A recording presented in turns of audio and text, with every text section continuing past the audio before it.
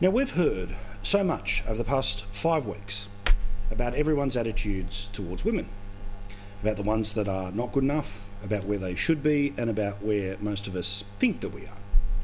But you know and I know that there is a definite double standard in the country that's going to get me into trouble for mentioning it, but I don't care. Time to put the head in the lion's mouth. You know and I know that the revolution that took place decades ago for white women has not been followed up in Indigenous communities in this country. You know and I know that the cycle of abuse continues at a far higher rate in remote Indigenous communities. You know and I know that there are barely voices that you will ever hear or see in the media who are happy to endlessly drone on about how many women we have in Parliament, how many women are in boardrooms, all important. But they never use their voice to talk about the women who literally have no voice. Jacinta Price is a lady who you have seen many times on this program.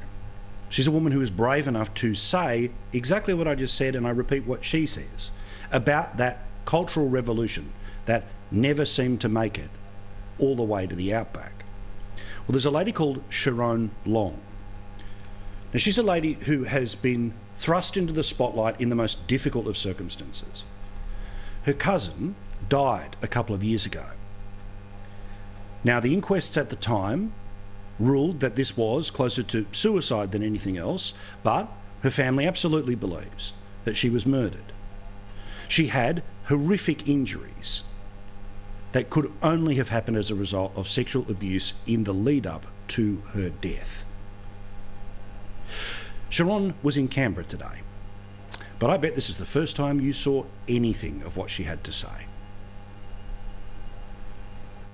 There are so many young girls out in the bush who have no voice and are too afraid to talk up, to tell the world what is happening to them.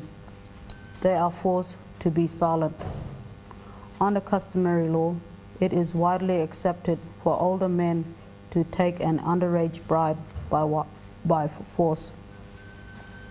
Sometimes this is supported by the criminal justice system. Many older men have been given a slap on the wrist sentence for raping their underage promised wives. When customary law is accepted, it is always the victims who suffer, not the perpetrators. Everyone knows that Aboriginal women suffer the most from domestic violence right across the nation. Yet customary law does not let young women and girls have a voice. Sharon also said today, and I quote, "We have to live with an Aboriginal rape culture. Sexual abuse is accepted as normal in too many Aboriginal communities. When I've been interviewed by the media, I've been told not to use those words because they demonise Aboriginal men." Jenna, this is not a big dose of whataboutism, but it is a big dose of priorities. Why don't we talk about this? It's a massive reality check. Yeah, it's horrific, Paul. And I think I had it up to Pussy's Bow, I think Monday, when you saw people like Christina Keneally and Katie Gallagher sitting in the inquiry with Phil Gaetjens talking, again, whinging that they'd only spoken for 16 minutes about the Brittany Higgins case, which is, of course, absolutely abhorrent, and you need to speak and get to the bottom of that. But this is worse. These women's stories... Yeah, these women's stories in Indigenous communities around Australia, specifically Western Australia, are horrific. Just last year, we had a woman called Jodie Gore. She was facing 15 years in prison for killing her partner, but it turns out she was actually a victim of horrific domestic violence, and she killed him in self-defence. A jury found her guilty and put her away for 4 years until Annabelle Hennessy, my colleague here at the West, decided to delve into her case, and it found that the jury up in the northwest of Western Australia wasn't even filled in on evidence was missing. Annabelle presented fresh evidence to the magistrate and also to the Attorney General, John Quigley, and then she was released. So he invoked mercy laws that have rarely been used over here to release her. She's just one of thousands of stories around the country that we need to talk about more, because we can all march for justice, and that's all well and good, but who's going to give a voice to the Indigenous sisters that we never hear? And I think that's where the media has a massive responsibility to do that. And I don't think it's someone like me that needs to tell it. We need to give them full carte blanche of how they want to tell their story, not tell them what words they can and cannot use, because it's their experiences and we need to hear them loud and proud. But also it's this thing, and Jenna, you are A, not the sisterhood, and B, not the media, right? But for obvious flaming reasons, I want to follow up a second question before I get to everyone else on this, right? Again, not whataboutism, right? But there can be moments when a single person is emblematic of everything else and they become the front page of the paper, right? We saw Brittany Higgins at the Women's March, front page, everywhere in the country, as emblematic of the problems inside the building, all right? But what pisses me off is that it is easier for us to talk about Parliament House, the Chairman's Lounge, the boardroom, all of this stuff, than to talk about this. And Sharon should be on the front page of every paper tomorrow. She went to Canberra, and I guarantee you that barely anyone took a photograph of her, let alone asked her a question. Yeah, exactly. And I think it's also, we can all talk about men wanking on desks in Parliament House as long as we like, because it gets a nice headline. But the fact of the matter is, this is absolutely worse. And I think, we can talk about getting more women to Parliament. Let's get more diversity into Parliament for a start. Have that conversation first before we think about just stacking it full of women. I think that's the bigger issue at play here for wider Australia. Yeah, again, I mean, sorry, Joe, I know you got a long run up here, so I'll give you a second here, right? Barnaby, again, right, there's the conversation about having the conversation, but then there's just the fair dinkum here, which is, why doesn't this matter? Because if it mattered, there'd be an earthquake as a result of what she said today. Well, it mattered to me, and I made sure that Jacinta and Sharon came to my office and sat down and went through this. Now, I'm going to politely break it down. Apparently, if you're Aboriginal in a community and you're a young girl, you can get raped without the world actually zero-like focusing on you, as they would if you were a guy and apparently masturbated on a desk. Apparently, if you're a girl or a woman in an Aboriginal community, they can just beat the living daylights out of you whilst they're drunk, whilst they're stoned, whilst they're on drugs, and that is not an issue of national importance. Apparently, if you're a woman in an Aboriginal community, you don't really have the rights that other women would have in a town or in the suburbs in Sydney. That's apparently the nation we live in, because apparently we have turned a blind eye to it, and we've fallen for this ridiculous and profane political correctness that you can't talk about an Aboriginal community by reason that, I don't know, certain sectors say that that is culturally not sensitive. Well, I can tell you, there is nothing sensitive about a person who's getting the living bejesus belted out of them, and they have to run away. This is what Sharon had to do. She basically had to run away, and then she had to get her other family members to go run away with her. Is that the Australia that we want to live in? And you're right, Paul. This is what should be on the front page, and I am a little sceptical of how much focus has been on an obscene act in a room by themselves, which is the person who apparently masturbated on a desk. I don't know what he did, don't really care. Whilst at the same stage, on the same day, these people in the Parliament with something that we should just be dropping the tools and saying, what exactly do we need to do to help you now? Absolutely. Joe, I mean, this look, I get it, it's uncomfortable for some people to watch, but it's, you know, we keep being told that this is a moment, a crossroads. Why can't this be? Well, this is something I've been writing about and talking about for a long time, and been suffered all the various slings and arrows for. You want to talk about a moment, you want to talk about a crossroads. Years ago, Marsha Langton, Jacinta Price and Josephine Cashman, three very proud Aboriginal women, brave Aboriginal women, got up and spoke to the National Press Club, no less. The National effing Press Club, and they revealed statistics about violence against women which were not buried away, they were not obtained under freedom of information, they were publicly available official statistics compiled by the government through agencies such as the ABS or the Australian Institute of Health and Welfare, various other bodies. They found that Aboriginal women were, in some cases, nearly 30 times more likely to be hospitalised due to domestic or family violence than non-Aboriginal women. Indigenous women in some remote areas were something like 80%. Sorry, no, forgive me, 80 times more likely to be hospitalised. So at the very end of the spectrum, we've got someone who is 80 times more likely to end up in hospital because of violence at the hands of their partner or someone in the family than a non-Indigenous person, non-Indigenous woman. Now, they came and they said that, expecting that that was their moment, that that was their crossroads, and that people would listen. And so people would listen. They went to the National Press Club.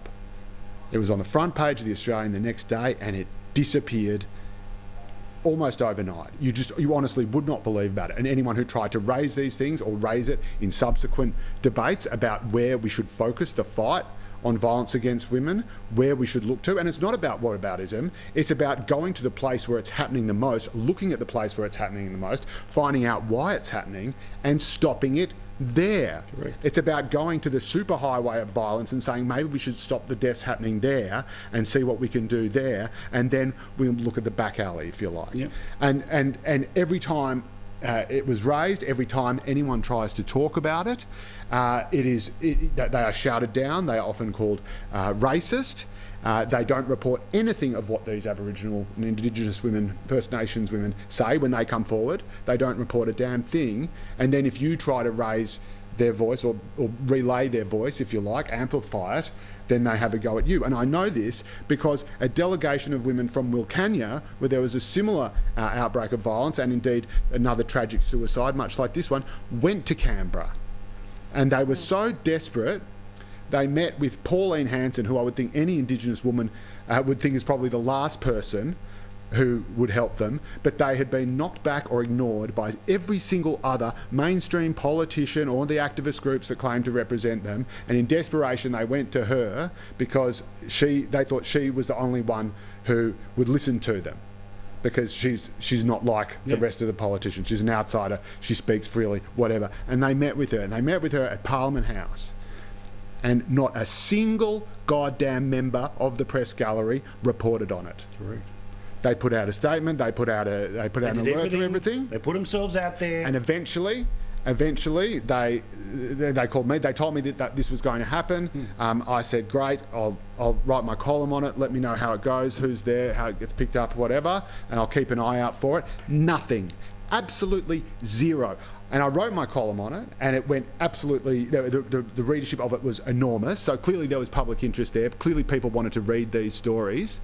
And clearly I would have thought any journo worth their weight in salt would have thought a bunch of Aboriginal women meeting Pauline bloody Hanson was a pretty newsworthy story. But still absolutely nothing. And then, this is the icing on the cake, even after that story was printed and after that story was ran, you had the same old activist, self-appointed spokespeople for this cause actually lampooning them and actually taking the piss out of what they were there to try to do. Yeah.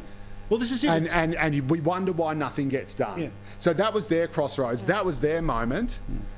That was their momentum for change, and there's been bloody nothing, because the people who control these sorts of movements, these sorts of, these it's time moments, do not want a bar of it. Yeah, because it counters other narratives. And Corey, again, thank you for being patient, but I know this should be the front page. It should be question time. It should be forensically followed up. But I guarantee there won't be a panel of people talking about this on Q&A this week. It won't be a special Four Corners. Instead, it's the focus on the ultra-powerful institutions that, yes, are flawed and bad things happen, but for God's sake, are less important than the back streets of ignored parts of Australia. Yeah, Paul, there's things you can add to this. We've all got experience and knowledge, and I think most Australians understand exactly what is happening in Aboriginal communities. But to me, the telling point here is how pathetic, how fake, how hollow, how shallow, and how hopeless the people who pretend that they're out there advocating on behalf of Aboriginals to change the Constitution or march for reconciliation or the Ayers Rock Treaty or whatever they want to do. You can't march on our thing. We've got all this cultural history. None of them want to touch what is the truly abhorrent reality of what's going on in so many Aboriginal communities. And, you know, the only cases of syphilis in children in this country are in Aboriginal communities. The domestic violence, you've heard all the stats, all of that. It just paints how pathetic and hopeless the advocates pretend to be in this space because none of them want to get there. And there are caveats here, like Jacinta Price et al., right? But I am just extraordinarily frustrated. The media, as Joe said, have this culture of cover-up there because it doesn't fit the narrative.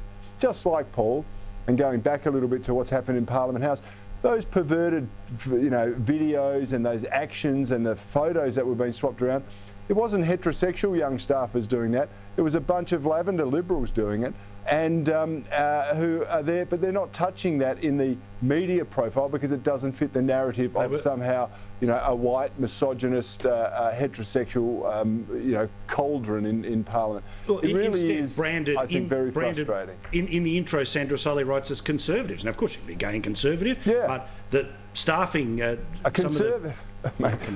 Paul, a gay conservative doesn't have sexual acts and take photos of them and put them on Facebook and swap them around them with their mates. Yeah. That's not, all right, Barnaby, last word on this. Act. Hey, yeah, look, can I just, you watch what happens here. You watch what happens here. You know who they're going to attack tomorrow? They'll probably attack you and they'll probably attack me, but they won't attack the problem.